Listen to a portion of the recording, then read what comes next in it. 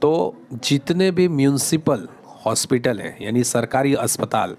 वहाँ पे जितनी भी लेडीज़ जाती हैं, अगर उनका एक रेशियो निकालोगे तो वहाँ पे 80% जो डिलीवरी होती है वो नॉर्मल होती है। ओके, 80% डिलीवरी म्यूनिसिपल सरकारी अस्पताल में नॉर्मल होती है। और जितने भी लोग प्राइवेट में जाते हैं, प्राइवेट में जिनकी फ़ीस कम होती है, जैसे जो मैं 1 लाख के नीचे की बात कर रहा हूँ प्राइवेट अस्पतालों की,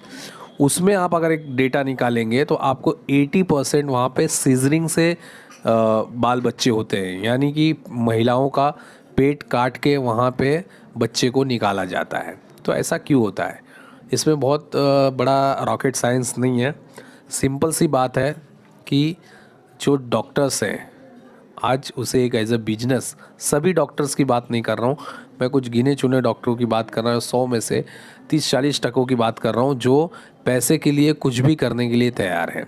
नॉर्मल डिलीवरी को सीजरिंग करके, नॉर्मली का अगर 50,000 ले रहे हैं तो सीजरिंग का सीधा 1 लाख का बिल बना के वो कमाने के पीछे पड़े हैं। और म्यूनसिपल हॉस्पिटल, सरकारी अस्पताल में ये सब सुविधाएं ना होने की वजह से, किस चीज़ की सुविधा? कमाने की सुविधा, क्योंकि वहाँ पे जो लोग भी होते हैं वो पगार पे होते हैं, उन्हें सरकार पगार देती है, तो एक्स्ट्रा वही 150 जो मिल जाता है वो भी वार्ड बॉय को मिलता है, नर्स को मिलेगा, जो साफ़ सफाई कर्मचारी है उसको मिलता है, डॉक्टरों को नहीं मिलता है। तो वहाँ पे वो लोग अपना काम 100% ईमानदारी के साथ करके 80% जो डिलीवरी होती है वो नॉर्मल करवाते हैं, और 20% इन केस कोई बहुत बड़ा क्रिटिकल है तो मैं तो बोलता हूँ 90% जो डिलीवरी है वो नॉर्मल होती है, 10% केस में ही शायद वो लोग जाते हैं। और यहाँ पे ठीक उल्टा होता है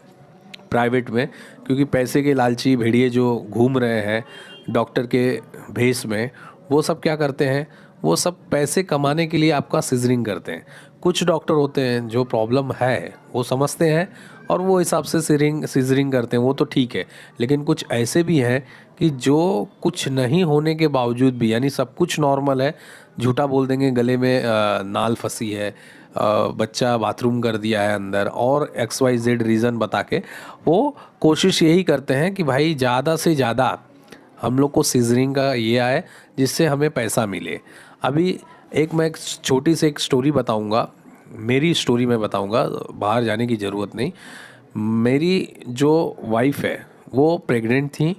उनका मैंने म्यूनिसिपल हॉस्पिटल में नाम डाल दिया, और सेम उसी समय पे मेरे साथ में मेरे पड़ोसी ने अपनी लड़की और अपनी बहू दोनों का नाम डाल दिया